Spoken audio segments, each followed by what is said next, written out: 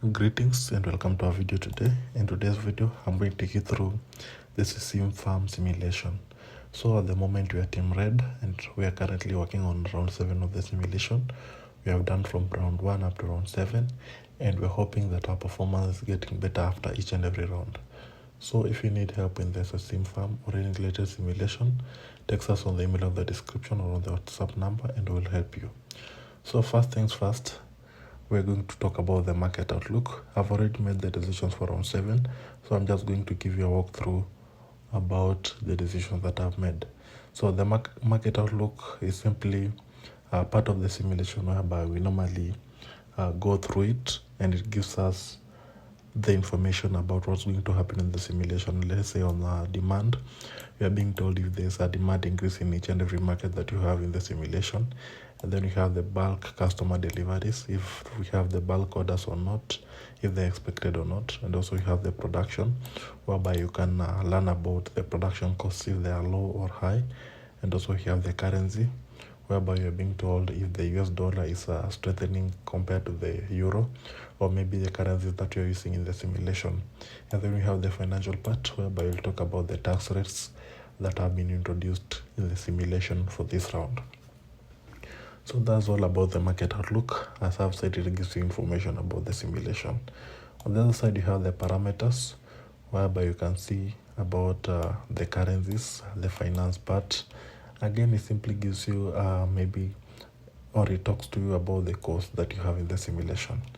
Next part is the demand, and the demand is now where we are making decision for our two products that we are selling. Remember, this is a pharmaceutical company and you are selling only two products. One of them is a medicine called Pylenol and the other one is a Revitalox. So you can see the demand that it has for the demand that you have in the market for each and every product. And remember that in this simulation we have 3 markets: Finland, USA, and the France market. So down here for the first product, which is now the Pylenol, you're going to see that we have the demand part here whereby you're going to predict the market growth demand for that product. Down here you have the market shares whereby you can see the market shares that you have for the product that you're talking about, which is Pylenol. On the other side of Revitalox, you also have the market demand whereby you're going to predict the market growth in the simulation, and also down here you have the market share that it has in the 3 markets: Finland, US, and France. So that's it about demand. We are only going to make decisions for the estimations.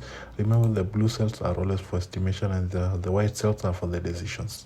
So you're just going to estimate the demand that you're going to have and also estimate the demand forecast that you're going to have in each and every market for that product. Next here is production. In under production, we are now responding to the demand that we have already forecasted. But first, that's under planning.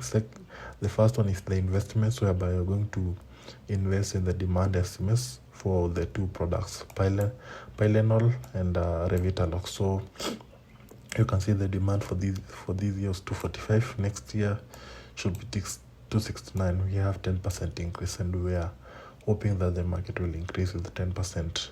Also for the second product, which is Revitalox, 230 for this year and 253 for next year. That means that the demand increase is, or the demand estimated increase is 10.00%. Down here you have the capacity planning, whereby you have capacity for each and every product. And also you're talking about the 2 markets which are producers. Finland and USA are the only producers in the simulation, while France is not a producer. So these 2 are the ones that are going to produce. You can see under the new investments, I haven't bought any investment at the moment because we are coming to the end of the simulation. Remember that we are in round 7 of the simulation, so we're not buying any investments at the moment. Also, you should know that investment is very, very expensive, and if you buy it, it will take most of your profits. Second part of investments is planning. Of production is planning. We are now going to talk about how we're going to produce the product that we have already forecasted. This production planning graph, it will show you maybe if you have unsatisfied demand, ending inventory, or that deliveries, beginning inventory, or that in these 2 graphs for the 2 products. Right here you have the production decisions, and as I said earlier, we only have 2 producers in the market, Finland and the USA. So Pilenal 45%, Revitalox 55, that's for the Finland market. USA, Pilenal 55, Revitalox 45. And production efficiency also, I made some estimates for this. Remember, the white cells are the decisions and the blue cells are the estimates. Down here you have the quality assurance, whereby you're going to invest under you're going to invest in the quality assurance for your two products. And also on the other side you have the operational improvements, whereby you're going to invest also in that.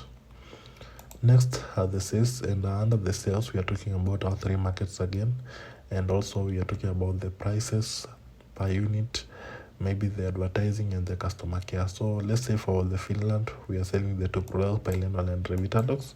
You can see you're talking about the prices per unit in euros, whereby in this round we decided to maintain our prices because our prices are quite fine in the market. And the total revenue that we are generating this year was 33,000.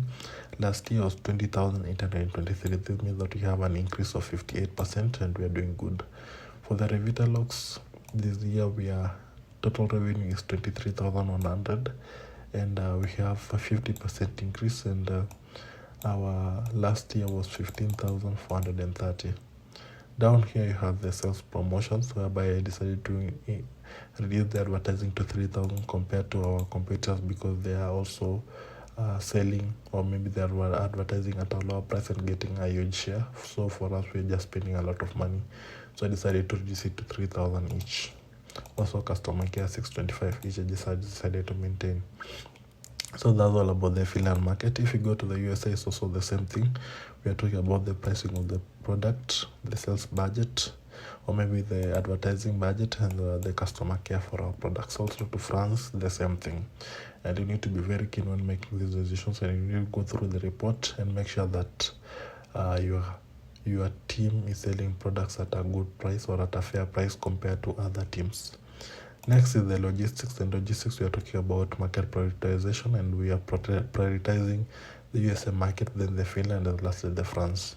You should know that products are being produced in USA and Finland and then France. So our market prioritization, we prioritize our market based on the demand that we have in that market. So in the USA, we can say we have a high demand compared to other markets. That's why it comes first. Next is the corporate, and under corporate we're simply talking about our finance, whereby we can take a loan, or maybe we can take a loan to finance our company activities. At the moment we are not taking any loan to finance any company activities, so we're just cool with it. So that's it about the decision. And if you go through the net sales that you have, you can see that in this round profit for the year is 13,758.